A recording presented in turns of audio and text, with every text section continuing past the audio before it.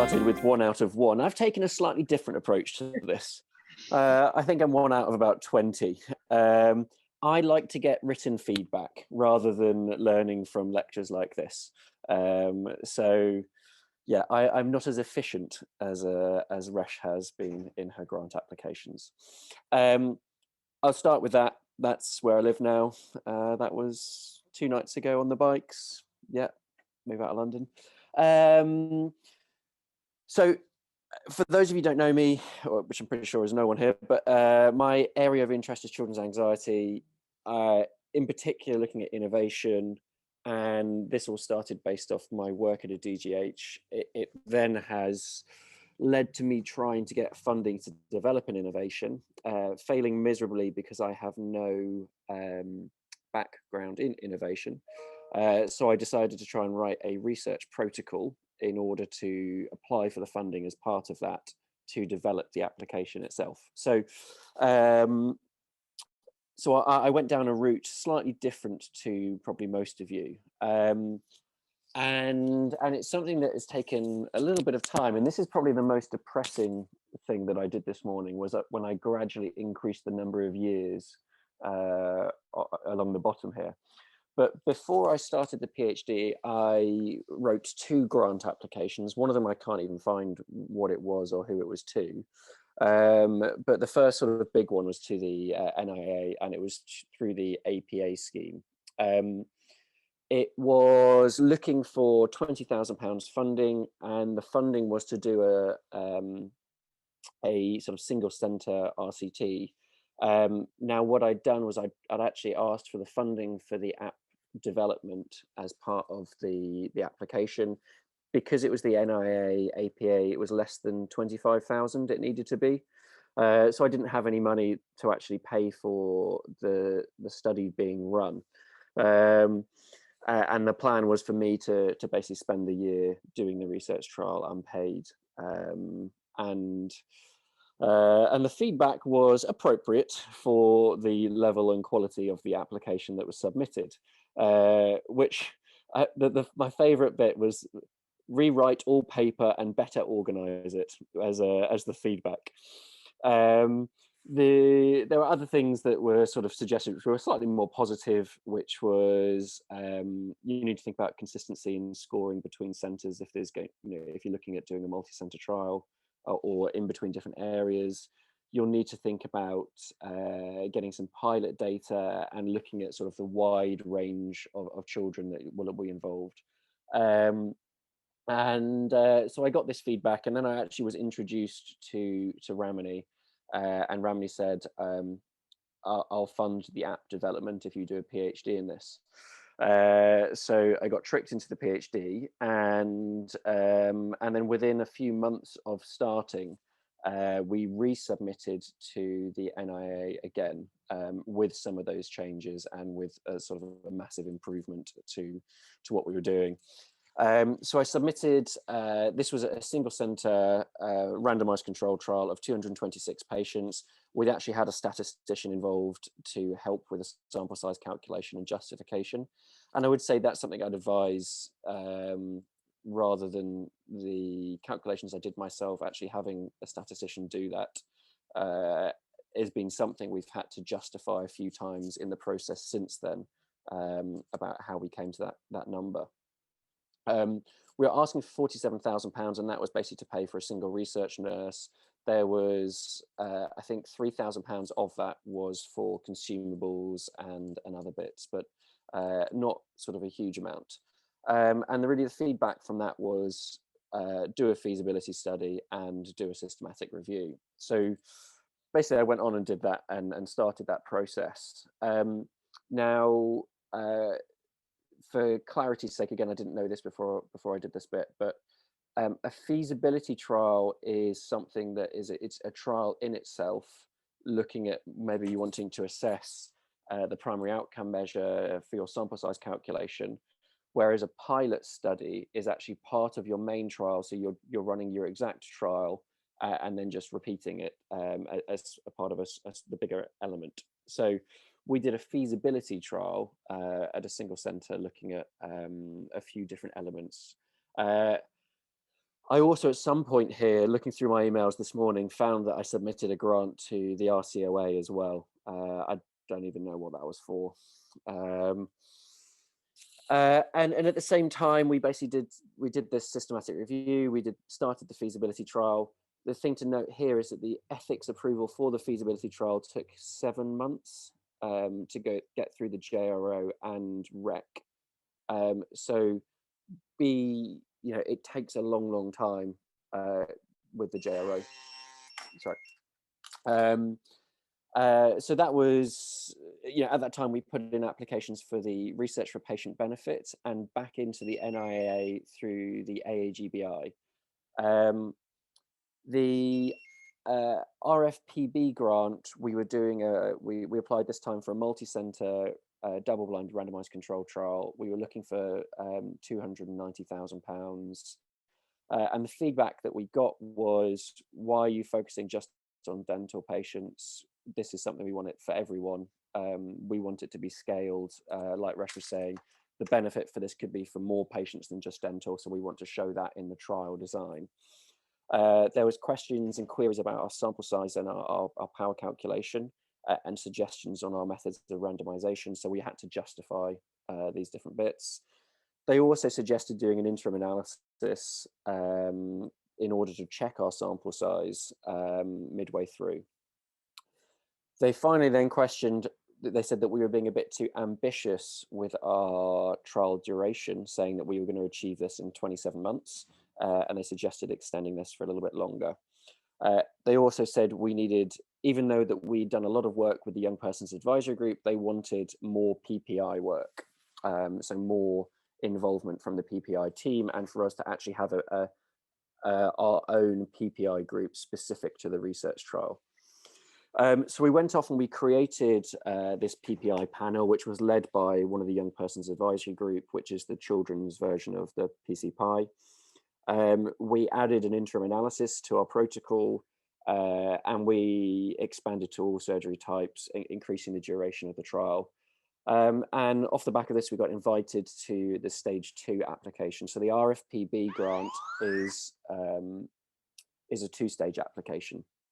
So we got invited through to that second stage, and you then have 6 weeks to answer those questions. And it's not actually a cardiac arrest, by the way.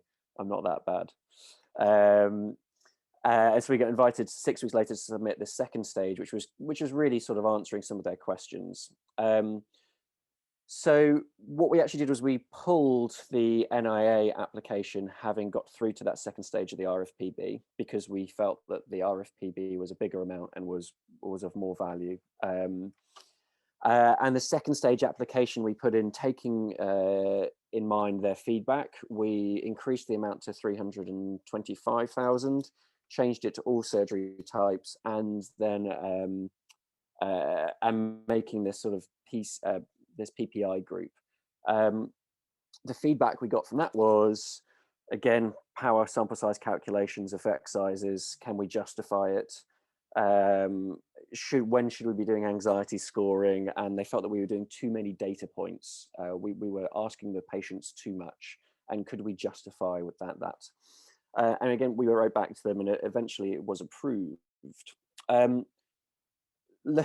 We then, from there, we went through, again, the ethics application took about 6 to 7 months. And then we started the randomized control trial in end of sort of 2019. And then it's just been ruined by coronavirus. So yeah, it's quite a depressing screen. But really for me, there's quite a few things that have been useful. The other thing I didn't know for anyone who is, when I started my PhD, I had no idea what it was going to look like and what my chapters were going to be. So this is my chapter layout and design of my PhD. And I must say that going through the process, every time I've got feedback, I've absolutely hated the feedback that I've had. Now at the stage that I am, I can completely see why they said what they said, and it was completely justified. we have done our interim analysis and found that our sample size calculation has been completely wrong. And that was questioned 3 or 4 times in the process. We did everything that we could and we justified it appropriately, but it's just one of those things. So the actual PhD layout has been very helpful in getting the grant funding. The problem is trying to do it in the 3 years, which in my case wasn't possible. So yeah, hopefully that's worthwhile. So now we're midway through this multi-center RCT. We're about to restart. The things that I think helped me overall, and the feedback that we got that was most useful was really, we're trying to de-risk it for the funders as much as possible. So we're trying to show them as much evidence that we've considered different bits. So doing a systematic review and doing the feasibility trial were sort of the most useful to that. Now, our primary outcome measure and elements haven't changed, but they've just gradually evolved and been refined over the years as we've done a service evaluation, as we've done the feasibility trial, and as we've done this interim analysis. So the more you can discuss your primary outcome measure with people who've used it before in a clinical trial, I think the better, because there's a lot of finesse. When the report's published, hopefully at some point, it's just going to say that this is what we did, but it doesn't talk about all the pain that we've got to get to that decision. So try and speak to someone who's used that primary outcome measure, because they'll have a really good understanding of it. Even though we've had feedback to say, create a PPI group, we did a lot of work with the young persons advisory groups. There is nothing more honest about your patient information sheet than giving it to a child and asking for their feedback, because they are brutal and they will rip you to shreds. And we had that on many occasions, but I think actually again that was worthwhile, and it's something that has really been of value to us, to the point now that we recently gave a lecture to the NIHR research groups for children as an example of our PPI work being high quality, and I think that's been really helpful. The other thing that we've done is we've got Situ involved, which is one of the clinical trials units. And they've been very helpful in organizing the finance and the budget. So they have been a really useful contact, looking at using their experience from other trials and applying it to our budget calculation. Now, Resh said about big names. I would argue that actually on our grant application we have some really big names, one of which I've never spoken to or met in my life, and this is, we put this bid in 3 years ago, and that person has received 13% of their salary for the last 3 years. But it is, I think that was helpful because there was automatic trust in our application that we could deliver this project. Again, that big name is someone reducing the risk. If you've done this before many times, then it's great, but I hadn't, and Ramani hadn't run an RCT either. So we needed other people who had to give us that advice. For the people we have, like Matt Wilson, who's the grants lead at the NIHR, he comes every so often, and Monty come in and gives feedback at our TMG meetings, and their feedback that they give is incredibly useful. So if you can try and get someone like that to give advice on your methodology before you submit, then it was really useful. The other thing is in the final grant that we did, because we'd done the feasibility trial, we were able to quickly amend and update all our documentation. So in the additional extras, we were able to submit our PISs, our consent forms, assent forms. We had everything there ready to go. And it meant that for the funders, I think it really showed that we'd done a lot of the work already, and again, de-risked it for them. The only other thing to say for me was I was meant to be getting 50% of my salary funded to be the trial coordinator for the research project. And I was going to be using this funding to drop from 7 to 4 clinical shifts a month, giving me a bit more time to do my PhD. What is actually equated to is about £900 per month after tax.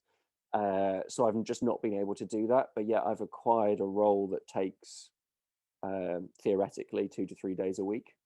So I would be wary about getting funding like this in the future. I know that we all try and wanting to reduce our shift numbers, um, but if I were to do it again, I wouldn't. There's been some amazing learning from being the trial coordinator, but I'm pretty bored of it now, and I'm ready to hand that over to someone else.